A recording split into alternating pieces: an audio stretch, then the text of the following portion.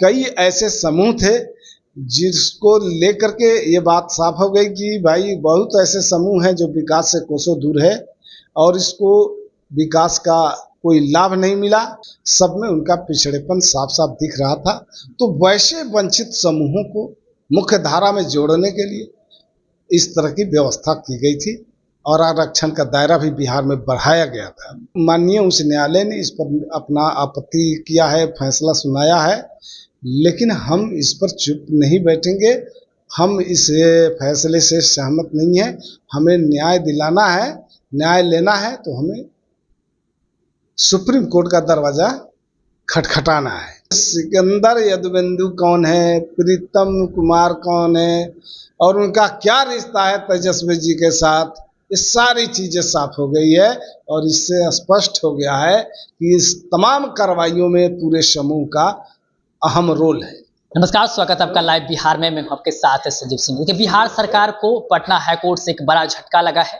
आरक्षण का दायरा जो बढ़ाकर 65% तक किया गया था, उसको हाईकोर्ट ने रद्द कर दिया गया। इसी तमाम मुद्दे पर हमारे साथ बातचीत करने के लिए जेडीयू से मुख्य प्रवक्ता हेमराज राम जी हमसे बातचीत करेंगे।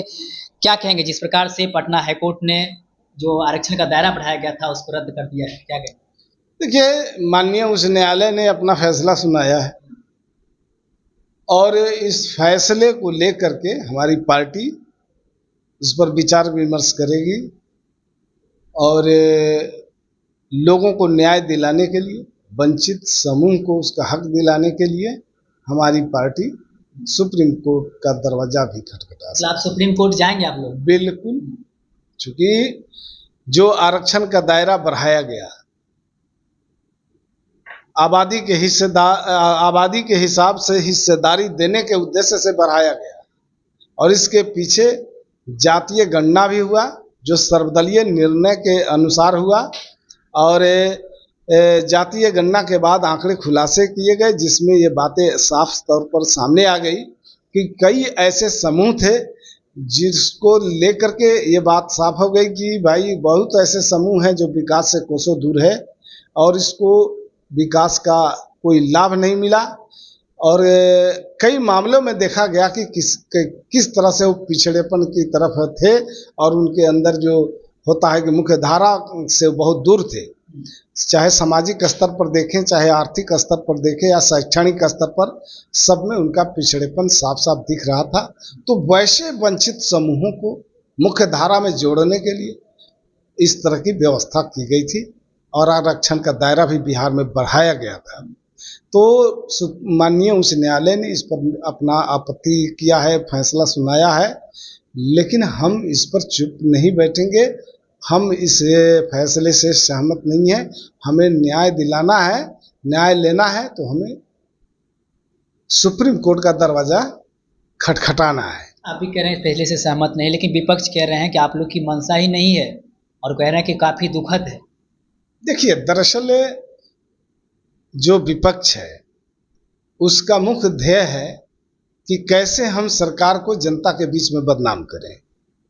वैसे अपने तो कुछ काम करते नहीं हैं। जनता के बीच में झूठी बातें परोस कर जनता की आंखों में धूल झोंकना चाहते हैं, जनता को गुमराह करना चाहते हैं।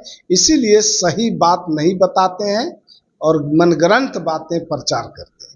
नीट पेपर लीक का जो मामला सामने आया, इसका तार अब जुड़ते नजर आ रहा है तेजस्वी यादव से कहीं ना कहीं। एक तरफ जहां सिकंदर यादव का नाम आ रहा है, प्रीतम यादव का नाम आ रहा है, कई ऐसे नाम का खुलासा हो रहा है, क्या कहना चाहेंगे? देखिए, ये तो बात साफ हो गई है।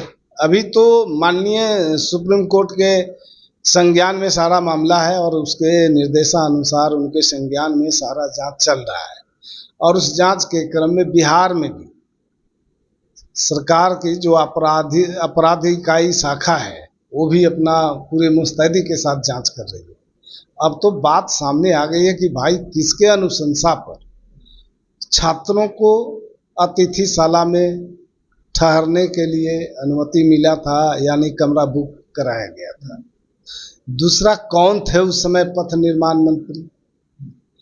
तो सब जांच के दायरे में आ गए हैं और उसमें कौन पिए थे, कैसे कैसे किन लोगों की कहाँ तरक्की हुई थी, एक एक मामला सब कुछ स्पष्ट हो चुका है।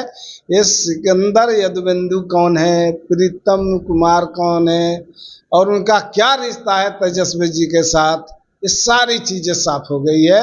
और इससे स्पष्ट हो गया है कि इस तमाम कार्रवाइयों में पूरे समूह का अहम रोल है। बार बार बिहार में कई ऐसी परीक्षाएं होती हैं, पेपर लीक हो जाता है, बार बार ये समस्या आ जाती है। आखिर बच्चों की भविष्य के साथ इतना बड़ा खिलवाड़ क्यों होता है? क्योंकि बच्चे का तो इसमें कोई गलती नहीं है, जो बच्चे मेहनत करते हैं। सरकार भी चाहती है कि भविष्य बच्चों के भविष्य के साथ कोई किसी तरह का कोई भी खिलवाड़ ना हो, बच्चों का भविष्य सुरक्षित रहे, बच्चे आगे बढ़े।